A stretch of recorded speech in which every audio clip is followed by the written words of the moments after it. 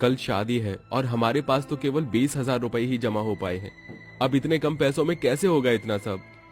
जी, आप मेरी शादी के गहने बेच दीजिए, उन्हें बेचने से थोड़े पैसे आ जाएंगे। तभी ये बात साधना की पांचों नंद और उसकी सास दरवाजे पर खड़े रहकर सुन लेती है। नहीं भाभी, आप अपने गहने नहीं बेचेंगी? हाँ भाभी, हमारी खुशी के लिए आप अपने माता पिता की आखिरी निशानी, उन गहनों को कुर्बान मत कीजिए। रिया, ये परिवार मेरा अपना है। अगर इस परिवार की इज्जत को कायम रखने के लिए मुझे अपनी जान भी देनी पड़े ना, तो मैं खुशी खुशी दे दूंगी।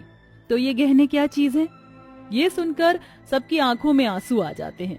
तभी अनुज साधना के गहने बेच देता है। अगले दिन निर्मला की पांचों बेटियों की शादी रमेश, सुरेश, महेश, अजीत, राहुल के साथ हो जाती है और पांचों बहनें उसी गांव में अपने ससुराल चली जाती हैं।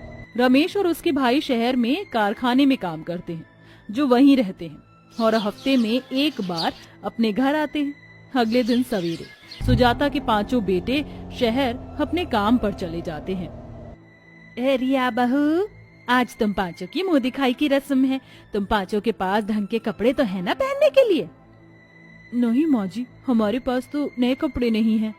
क्या गरीब भिखारी बहुओं से पाला पड़ा मेरा? तुम्हारी फटीचर माँ तुम्हें नए कपड़े भी ना दे सकी?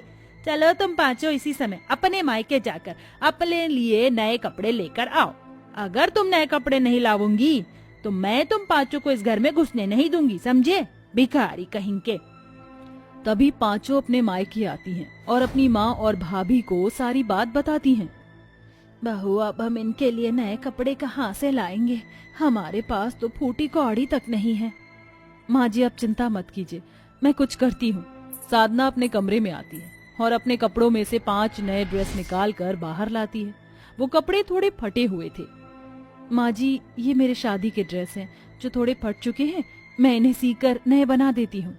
तभी साधना वो पांचों ड्रेस अच्छे से सीकर अपनी पांचों नंद को देती है, जिसे पहनकर वो पांचों अपने ससुराल चली आती हैं। इसी तरह सुजाता हर छोटी बड़ी चीजों के लिए अपनी बहुओं को उनके मायके भेजने लगी और साधना, निर्मला बड़ी परेशानियों का सामना करने के बाद निर्मला की हर डिमांड पूरी करने लगे। सुजाता बात बात पर अपनी बहुओं को उनकी गरीबी के ताने देती थी। 1 साल बाद सुजाता की पांचों बहुएं प्रेग्नेंट थी। ठंड का मौसम था। एक रात पांचों बहनें रिया के कमरे में ठंड में बिना कंबल रजाई के लेटे हुए थे। कितनी ठंड है। इस ठंड में बिना कंबल के तो सोया भी नहीं जा रहा। दीदी, मुझे बहुत ठंड लग रही है।